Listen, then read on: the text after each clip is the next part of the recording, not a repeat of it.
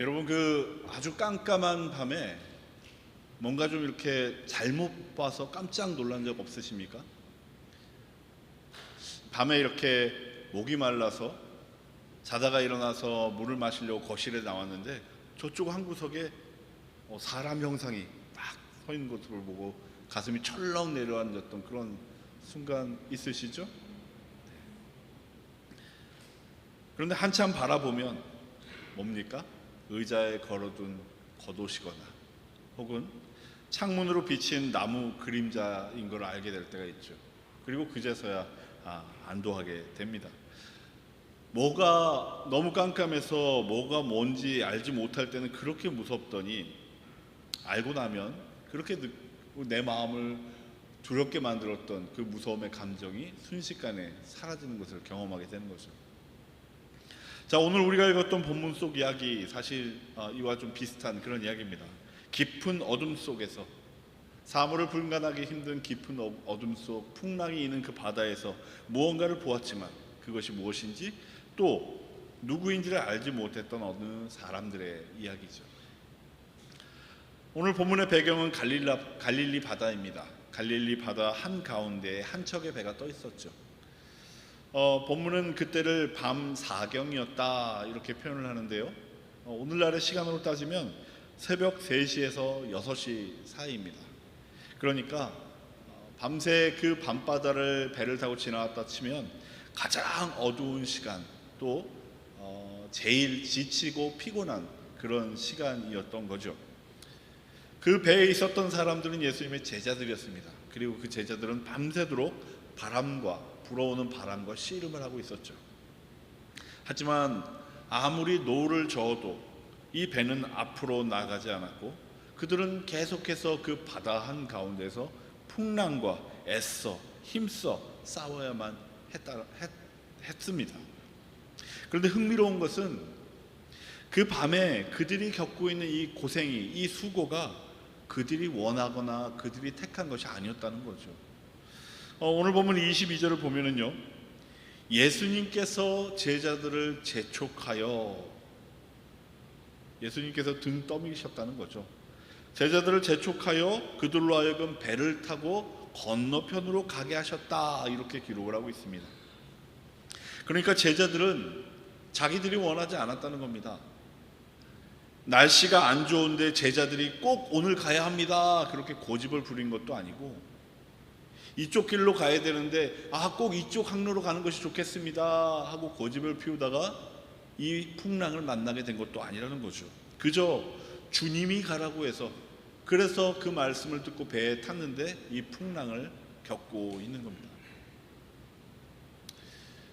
주님이 가라고 해서 오른 배, 그런데 그 배가 풍랑 가운데 들어가게 된 거죠. 주님이 열어주신 길, 주님이 가라 하신 길이라고 해서 늘 잔잔한 길, 늘 평안한 길, 그것은 아니라는 거죠. 이런 경우가 우리에게 있다면 여러분, 우리 마음에 어떤 질문이 떠오를까요? 아마 이런 질문일 겁니다. 아니, 주님이 하라고 해서, 주님이 가라고 해서 가고 있는데 이렇게 힘들다니, 그리고 내가 주님이 말씀하셔서 이렇게 어려움을 겪고 있는데 도대체 주님은 어디 계신 건가, 이런 생각 말이죠. 아마 그 밤 그 배 위에 있었던 제자들에게도 같은 질문이 떠오르지 않았을까, 이런 생각을 해보게 됩니다. 여러분, 그러면 제자들이 이렇게 생고생을 하고 있을 때 예수님 어디 계셨을까요?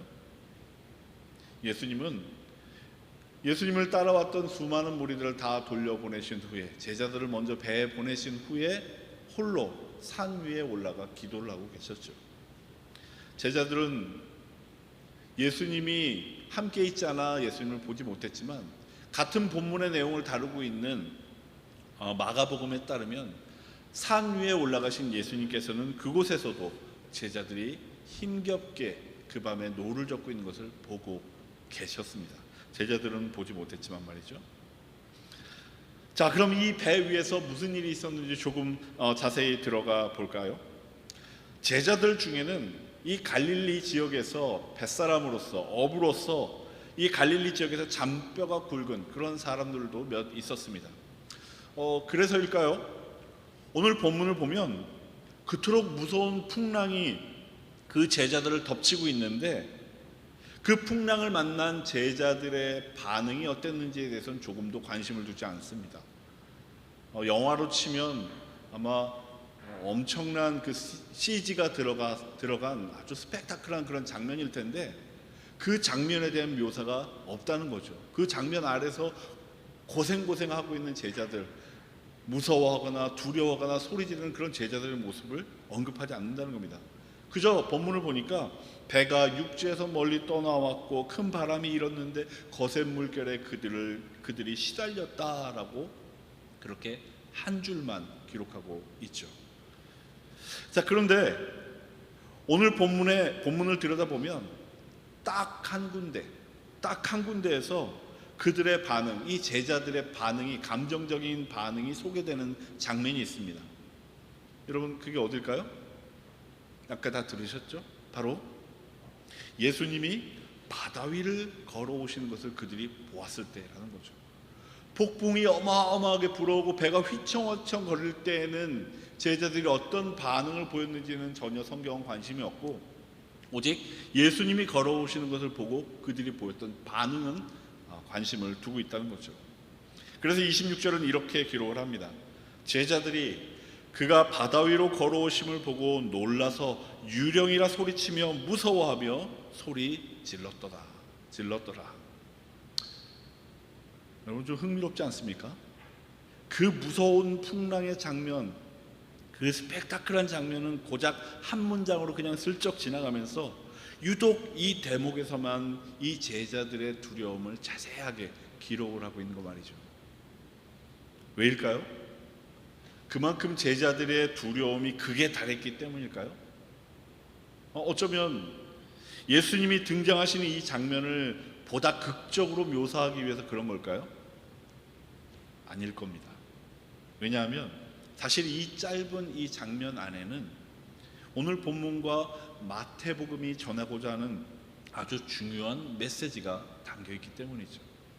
말하자면 의도적으로 이 부분을 강조하고 있다는 겁니다. 자, 그럼 그 메시지가 뭘까요?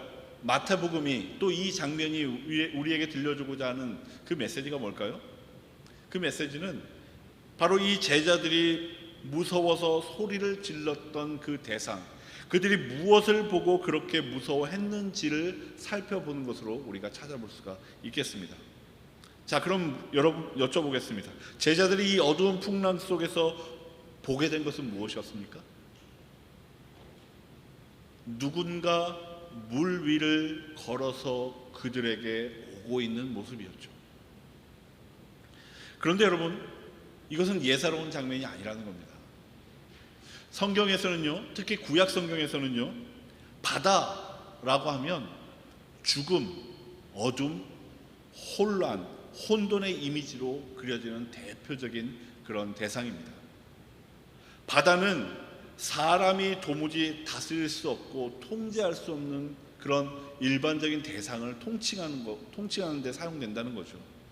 사람이 스스로 넘어설 수 없고 다스릴 수 없는 자리, 그것이 곧 바다입니다. 그것이 성경의 이해이죠. 여러분, 그렇지 않습니까? 이제 막 출애굽을 했던 이스라엘 앞을 막아선 게 무엇이었습니까? 홍해 바다였죠. 40년을 돌고 돌아서 이제 약속의 땅으로 들어가려고 할 때 그들을 또 한 번 막아섰던 게 무엇이었습니까? 요단 강 물이었습니다. 사람의 힘으로 닿을 수 없는 끝자리, 성경에서 물과 바다는 바로 그런 자리라는 거죠. 자, 그런데 그와 같은 바다를, 그와 같은 물을 자신의 발 아래 두고 밟고 걸어가는 그런 존재가 있다? 여러분, 그런 존재는 과연 누굴까요? 욥기 9장 8절은 이렇게 말을 합니다. 그가 홀로 하늘을 펴시며 바다 물결을 밟으신다. 혼돈과 죽음의 그 바다 물결을 밟을 수 있는 그분은 곧 하나님이시라는 거죠. 자, 그런데 어려서부터 이와 같은 구약 성경에 있는 이 이야기들, 이 사실들을 듣고 자랐을 유대인 제자들, 그 제자들의 눈앞에 지금 누군가가 바로 그 바다를 밟고 자신들에게 걸어오고 있는 겁니다. 사람이 절대로 설 수 없는 자리, 하나님만이 서실 수 있는 그 자리에 누군가가 서 있는 거죠. 그래서 그들은 놀라서 두려워하면서 유령이라고 외쳤던 겁니다. 자, 그러자 그 물 위를 걸어오던 분이 말씀하시죠. 27절인데요. 안심하라. 나니 두려워하지 말라. 나니. 헬라어 원어로 에고 에이미라고 하는 이 말은요, 영어로 번역하면 그냥 I am입니다. 나다 이런 말이죠. 나. 내가 누구다. 나 조 목사다. 나 김 누구다. 김 사장이다. 이게 아니라 나다 이렇게 말하는 겁니다. 마치 여러분 이 구약 성경에서 모세가 떨기나무 앞에서 하나님께 하나님 당신의 이름은 무엇입니까? 라고 물었을 때 하나님께서 나는 스스로 있는 자다라고 하셨던 그 말씀을 떠올리게 하는 그런 장면이죠. 물론 그 둘이 같은 의미라고 말할 수는 없지만 적어도 여러분 이것만은 분명합니다. 지금 예수님께서 하시는 이 말씀, 안심하라 나니 두려워하지 말라, 이 말씀은 얘들아 나야 나라니까 겁먹지 마, 놀라지 마, 이렇게 그들 놀란 사람들을 안심시키는 인사 정도가 아니라는 거죠. 게다가 이 말씀을 하시는 분, 지금 사람이 설 수 없는 바다 위를 걸어오고 계시지 않습니까? 여기서 이사야서의 한 대목이 겹쳐 들리는데요, 이사야서 43장에서 하나님께서는 선지자의 입을 빌려서 이렇게 말씀하십니다. 43장 1절에서 너는 두려워하지 말라, 내가 너를 지명하여 불렀나니 너는 내 것이라. 그리고 하나님은 이렇게 말씀을 하시죠. 내가 물 가운데로 지날 때 내가 너와 함께할 것이라. 바로 이 약속을 하신 분이 지금 그 물 가운데를 밟고 그들에게 걸어오고 계셨던 거죠. 그러니 안심하여라, 나니 두려워하지 말아라, 이 말은 그저 다독이는 말이 아닙니다. 이 말은 내가 누구인지 알아보아라 라고 하는 그런 말씀이 되는 거죠. 그날 밤 이 배 위에 있었던 제자들이 두려움에 휩싸였던 것, 그것은 그들을 삼키려고 달려드는 그 파도 때문도 아니고 그들이 처한 그 캄캄하고 어두운 상황 때문도 아니었습니다. 정작 그들을 그 두려움에 사로잡히게 만들었던 것은 그 파도 한복판으로 다가오시는 하나님을 그들이 알아보지 못했기 때문이죠. 주님은 늘 우리가 기대하는 모습과는 다른 모습으로 오십니다. 청하지도 않았는데 오실 때도 있고요, 이렇게 해결해 주십시오, 이렇게 나타나 주십시오 라고 기도했는데 우리에게 전혀 다른 문을 여시기도 하시죠. 그러면 어떻습니까? 우리의 기대, 우리의 바람과 전혀 다른 모습으로 주님이 오시면 어떻습니까? 우리는 주님을 못 알아보죠. 못 알아보면 두려움에 휩싸이게 됩니다. 하나님이 일하시고 계셔도, 하나님이 하시는 일을 옆에 두고 있어도 우리가 못 알아보는 까닭에, 우리에게 다가오시는 그분을 못 알아보는 까닭에 하나님을 향하여 도리어 왜 나한테 이러시냐고 따져 들기나 하죠. 자, 이제 다음 본문을 볼까요? 나니 안심하라 라고 하시는 그 예수님의 말씀에 베드로가 나섭니다.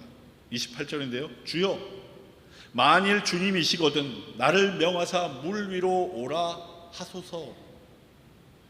다른 제자들이 아직 두려움에 붙들려 있을 때 베드로는 이미 그분이 누구이신지를 자신의 마음에 두고 있었던 겁니다. 그리고 그분이 오라라고 하시자 그는 배 밖으로 자신의 다리를 내리고 그분을 향해 걸어가고 있는 거죠. 여러분, 이 장면 무척 인상적이지 않습니까? 많이 들어보고 익숙한 장면이실 텐데요, 저는 이 장면이 곧 베드로가 드렸던 예배의 모습을 보여준다고 생각합니다. 이 장면이 베드로의 예배라고 생각을 합니다. 예배가 누구이십니까? 우리가 경배하는 그분이 누구이신지, 어떤 분이신지 우리가 알고 그분 앞에 나아가는 것, 그것이 예배 아닙니까? 우리가 예배하는 이 하나님이 우리의 하나님이시오, 우리의 창조주이시오, 우리를 돌보시는 우리의 아버지이심을 고백하며 우리는 이곳 이 자리에서 예배로 나오는 거 아닙니까? 그분이 누구이신지 알고 그분께 나아가고 있는 베드로의 모습, 그래서 저는 그것이 베드로의 예배라고 생각을 합니다. 그렇게 베드로는 누구보다 먼저 그분을 알아보았고 그 결과 배 밖으로 나아가 바다 위를 걷게 되죠. 일렁이는 파도가 어떤 감촉인지 자신의 그 발바닥으로 직접 느껴보는 인류 최초의 사람이 되는 영광을 경험하게 됩니다. 그런데 이야기는 여기서 끝나지 않죠. 그렇게 놀랍고 영광스러운 순간 또 잠시 몇 걸음을 예수님을 향하여 걸어가던 그 베드로의 눈에 그만 성난 바다가, 파도가 눈에 들어오게 된 겁니다. 오라 오라 말씀하시던 그 주님의 말씀에서 눈을 떼어 풍랑을 바라보게 된 거죠. 그러자 어떤 일이 일어났습니까? 순간 그의 발밑이 사라져 버렸습니다. 그리고 물에 빠져들기 시작하죠. 그는 놀라서 이렇게 외칩니다. 주여, 나를 구원하소서. 조금 전까지만 해도 그분이 누구이신지를 알아보고 물 위로 그분 앞으로 그렇게 걸어 나가던 그 예배자 베드로가 안타깝게도 불과 몇 걸음 만에 바다를 보더니, 풍랑을 보더니 마음이 흔들려 그곳에서 가라앉고 있는 겁니다. 한눈은 주님을 보면서도 한눈으로는 바람을 보고 말았던 거죠. 이걸 두고 오늘 본문은 디스타조, 그가 의심하였다, 의심이라는 말로 표현을 하고 있죠. 자, 그런데 여러분, 이 디스타조라고 하는 말 아주 특별합니다. 우리가 눈여겨보아야만 합니다. 단순히 베드로가 믿음이 없어서 예수님을 믿지 못해서 물에 빠져들었다, 이런 뜻으로 볼 수가 없는 단어이기 때문에 그렇습니다. 이 디스타조, 의심이라고 번역된 이 단어는 본래 주저하다, 망설이다 라고 하는 뜻을 가지고 있습니다. 믿지 않는 것이 아니라, 믿음이 없거나 믿지 않는 것이 아니라 예수님을 믿지만 바람이 두려워서 그 믿는 마음이 흔들리고 약해졌다는 그런 의미를 가지고 있는 겁니다. 말하자면 예수님을 믿는 그 마음과 바람 때문에 두려워하는 그 마음, 그 두 마음이 그에게 동시에 있는 거죠. 여러분, 이 디스타조라고 하는 단어, 전에도 제가 한번 말씀드린 바 있는데요, 마태복음 28장에도 이 단어가 등장합니다. 신약 성서에서 딱 2번 등장하는 단어인데 바로 이 베드로 장면과 마태복음 28장, 사람들이 부활하신 예수님을 만나는 그 장면에 이 단어가 등장합니다. 마태복음 28장 17절인데요, 거기에 이렇게 적혀 있죠. 부활하신 예수를 배웠고 경배하나 아직도 의심하는 사람들이 있더라. 디스타조. 여러분 한번 보십시오. 경배하는데 동시에 의심하고 있는 겁니다. 그렇기에 지금 베드로에게 사용된 이 의심이라고 하는 단어, 그리고 부활하신 예수님을 만났던 사람들이 가졌던 그 의심이라고 하는 단어, 거기에서 말하는 그 의심이라고 하는 것, 그것은 이 예배당 바깥에 있는 사람들에게 해당되는 그런 말이 아닙니다. 도무지 나는 하나님이 있다고 믿을 수 없어, 예수 몰라, 그런 사람 나 믿으라고 하지 마, 이런 믿지 않는 사람들에 대한 말이 의심이 아니라는 겁니다. 그러면 이 의심이라는 단어는 누구를 향한 말일까요? 바로 예배하는 사람들, 저와 여러분들 마음에 있는 두 개의 마음을 뜻하는 단어라는 겁니다. 베드로가 딱 그랬죠. 베드로는 안 믿어서, 예수님이 주라고 하는 사실을 못 믿어서 가라앉은 게 아닙니다. 그렇지 않습니까? 안 믿었으면, 못 믿었으면 애초에 그는 배에서 내리지 않았겠죠. 그는 이미 주님이 어떤 분이신지 알고 그분 앞으로 나아갔던 예배자였습니다. 그런데 그가 드리는 그 예배 한가운데 그의 마음이 그만 둘로 갈라져 버린 거죠. 여러분, 우리도 그렇지 않습니까? 하나님께서 이 예배 가운데 임재하시길 간절히 소망한다라고 기도하면서 이 예배당에 앉았지만 잠깐만, 오늘 예배 끝나고 저 오후에 어디 가야 되지? 딴 생각에 빠져서 이곳에 계신 주님과는 멀어지는 다른 마음을 품을 때 있지 않습니까? 베드로가 그랬다는 거죠.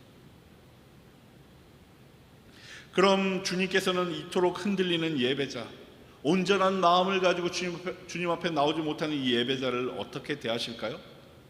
성경은 이렇게 적고 있습니다. 14장 31절인데요.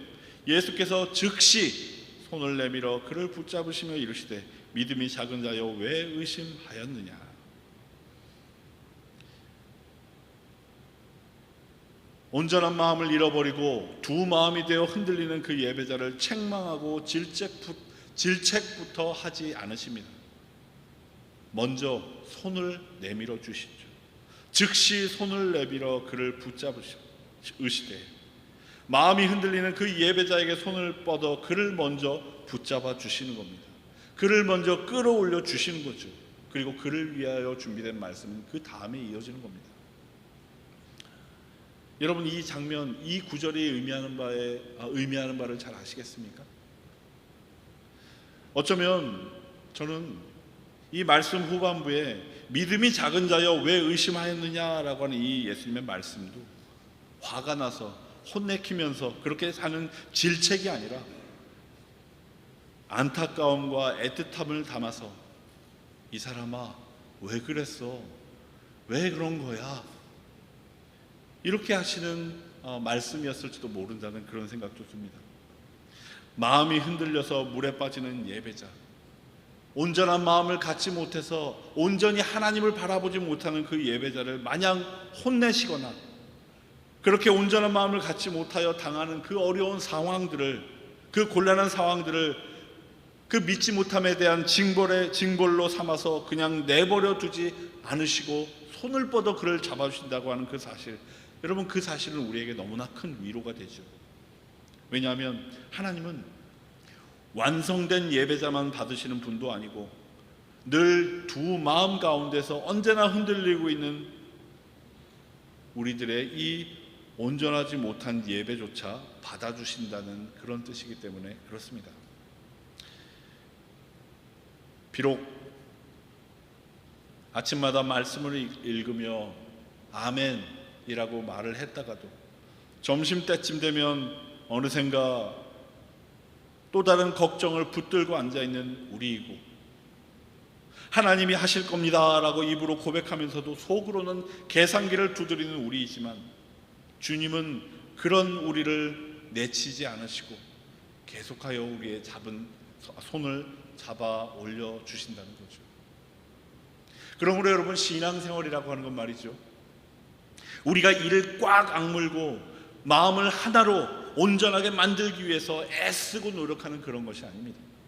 신앙생활이란 우리를 놓지 않으시고 끝까지 붙잡아 주시는 그 손이 늘 흔들리고 마는 우리를 이끌어서 조금씩 온전한 예배자의 자리로 세워가시는 그런 과정인 거죠. 이제 이야기의 마지막 부분입니다. 32절에 보면 배에 함께 오름에 바람이 그치는지라. 바람이 그쳤습니다. 베드로가 물 위를 걸을 때가 아니라 예수님이 배에 오르셨을 때 바람이 그쳤죠. 그리고 그렇게 이 이야기는 배 위에서 끝을 맺습니다. 그리고 마지막 절은 이렇게 이어지고 있죠. 배에 있는 사람들이 예수께 절하며 이르되 진실로 하나님의 아들이로소이다 하더라. 조금 전까지도 유령이라며 놀라서 비명을 질렀던 그 사람들이 어떻습니까? 지금은 그분의 앞에, 주님 앞에 무릎을 꿇고 있죠. 좀 전까지 그분에 대한 그 두려움은 이제 사라지고 그분을 향한 예배가 이루어지고 있는 겁니다. 무엇이 이 그분을 향한 이 제자들의 반응, 이 배 위에 있던 사람들의 반응을 바꾸어냈던 걸까요? 파도가 잔잔해져서 그런 걸까요? 이제 모든 상황이 안정되었으니 주님에게, 우리 제자들이 선생님에게 무릎을 꿇는 것이 옳다라고 생각한 걸까요? 아닙니다. 파도가 잔잔해져서도 아니요, 상황이 안정되었기 때문에, 변화였기 때문도 아니었습니다. 마태복음이 그들의 입에 담아준 말은 이제 살았다, 이제 다 괜찮아졌다, 다행이야, 이것이 아니었죠. 마태복음이 이 사람들의 입에 담아준 말은 이것이었습니다. 진실로 하나님의 아들이로소이다. 이들은 상황이 좋아져서 안도한 것이 아니라 그분이 누구이신지를 마침내 알아보고 그래서 무릎을 꿇었던 거죠. 여러분, 지난 밤의 그 풍랑이 일던 그 밤은 그들이 택한 밤이 아니었습니다. 주님이 가라고 하셨기에 올랐던 배였고, 주님의 명령을 따르고 있었기에 경험했던 풍랑이었습니다. 그리고 그들은 그 밤새도록 그 풍랑에 고생하며 왜 하필 이런 명령을, 왜 하필 우리가 이런 일들을 이라며 따져 물었을 사람들이었을 겁니다. 그런데 원치 않았고 바라지 않았던 그 괴로움과 수고로 가득했던 그 바다 한복판이 이제는 주님을 알아보고 무릎을 꿇는 예배의 자리가 되고 있는 거죠. 그리고 여러분, 바로 이것이 마태복음이 오늘 본문을 통하여 우리에게 들려주고자 하는 말입니다. 여러분, 오늘 이 이야기는 우리에게 너무나 익숙한, 잘 알려진 그런 이야기이지만, 오늘 이 이야기는 베드로가 물 위를 걸었느냐 못 걸었느냐가 핵심이 아닙니다. 저 어둠 속 그 성난 파도를 밟고 오시는 분이 누구이신가를 묻고 그분을 알아본 사람들이 그분 앞에 무릎을 꿇는 그런 이야기이죠. 그래서 이 이야기의 절정은 바다 위를 걷는 기적이 아니라 맨 마지막 그분 앞에 무릎을 꿇은 사람들의 드리는 예배에 있습니다. 여러분, 오늘 말씀, 이 이야기는 흔히 풍랑 속에서도 주님을 바라보고 의지하며 믿음의 발을 내디드라 라고 하는 설교 본문으로 쓰이는 그런 본문이죠. 아마 많이 들어보셨을 겁니다. 믿음을 끝까지, 상황이 어려워도 바람을 바라보지 말고 주님을 바라보십시오 라고 하는 설교 많이 들어보셨을 겁니다. 네, 맞습니다. 풍랑 속에서도 주님을 바라보라는 말씀, 분명히 맞는 말씀입니다. 그러나 여러분, 주님을 바라본다라고 하는 건 이 악물고 두 손을 꼭 쥐어가며 흩어지는 우리의 마음을 다잡는다라고 하는 그런 뜻이 아닙니다. 풍랑 속에서도 주님을 바라본다라고 하는 것은 용감하게 나서서 남들이 아무도 해내지 못하는 그 일을 내가 해내고야 말리라 하는 그런 뜻도 아닙니다. 풍랑 속에서도, 여의치 않은 그 상황이 지속되는 그 시간 속에서도 주님을 바라본다라고 하는 건 주님이, 우리에게 다가오시는 주님이 어떤 분이신지를 알아보라는 그런 뜻입니다. 그리고 그렇게 알아본 사람들은 주님 앞에 진정으로 무릎을 꿇는 예배를 드리게 되는 거죠. 여러분 보십시오. 이 사람들은 물 위를 걸은 적이 없습니다. 이 사람들은 심지어 배에서 내리지도 않았습니다.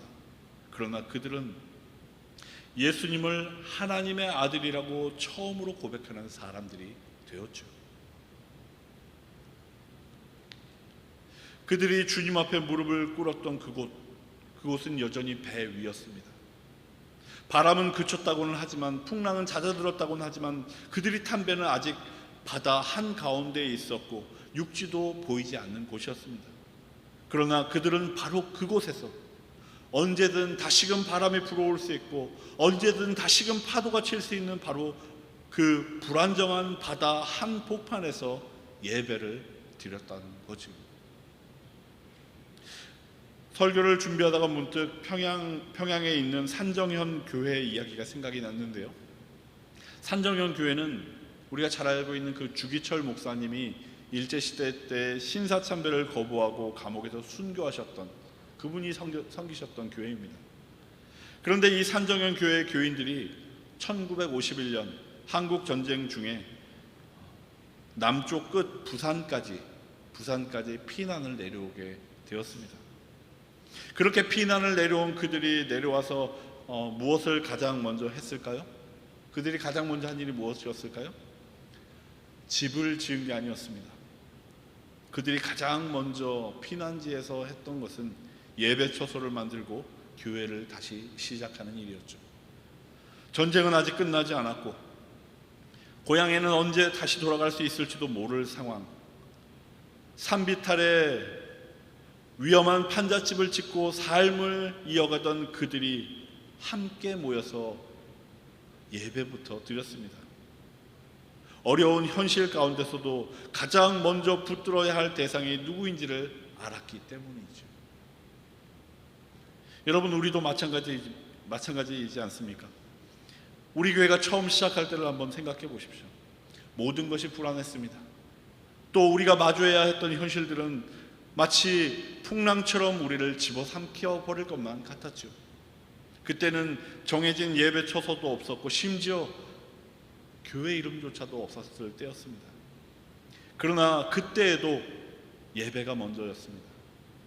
우리를 지켜보시는 주님이 계심을 믿으며 여러분들은 예배에 힘쓰셨습니다. 갈릴리 바다에 그 흔들리던 배 위에 있던 제자들이 그랬듯이, 그리고 전쟁의 폐허 가운데 산정현 교회 교인들이 피난지에서 그랬듯이 우리는 우리의 불안한 상태, 불안한 현실 그대로 그 자리에서 주님 앞에 무릎을 꿇었던 겁니다.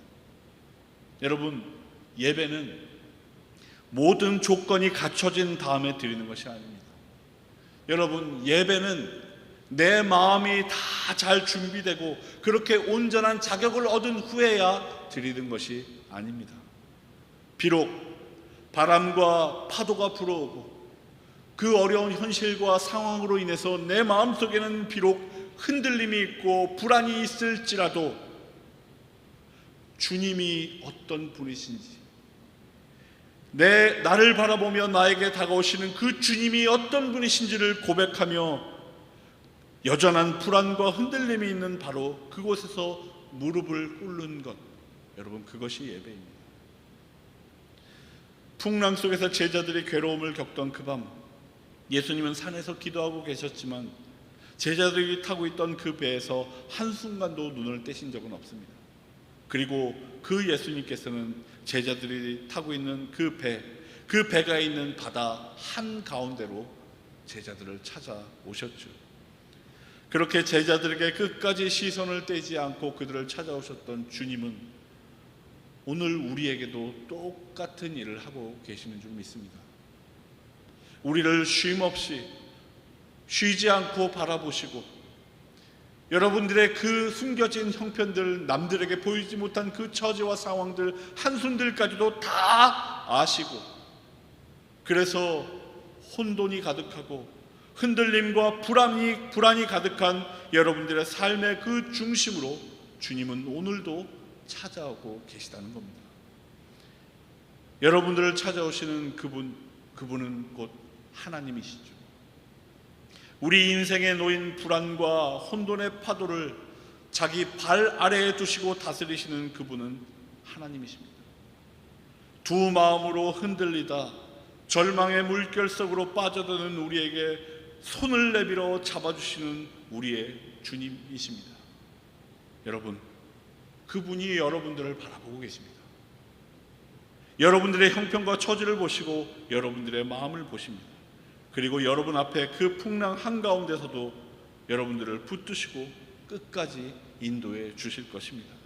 그러니 여러분, 아직 여러분의 배가 육지에 닿기 전일지라도 예배하시기 바랍니다. 아직 여러분들의 삶의 문제가 해결되지 않고 남아있을지라도 주님이 어떤 분이신지를 믿으며 예배에 힘쓰시기 바랍니다. 아직 여러분들의 마음이 온전하지 않다 할지라도, 여러분들 마음 가운데 어두움이 있다 할지라도 예배하시기 바랍니다. 아직 바람이 그치지 않았을지라도 예배하시기 바랍니다. 하나님이 내 삶 가운데 계시고 지금 내 삶의 순간순간이 하나님의 시선 아래에 있음을 기억하며 살아가는 것, 여러분, 그것이 여러분들이 드릴 영적 예배입니다. 우리는 육지에 닿은 다음에 그제서야 모든 문제가 해결된 다음에야 주님을 예배하는 그런 사람들이 아닙니다. 육지에 닿기 전에 우리를 찾아오신 그 주님을 알아보고 그분 앞에 무릎을 꿇는 우리는 예배자입니다. 어떤 상황에서도 주님을 바라보고 주님을 알며 그 주님께 예배하는 저와 여러분들 되시기를 예배 주인이 되시는 참 좋으신 우리 주 예수 그리스도의 이름으로 축원드립니다. 함께 기도하시겠습니다.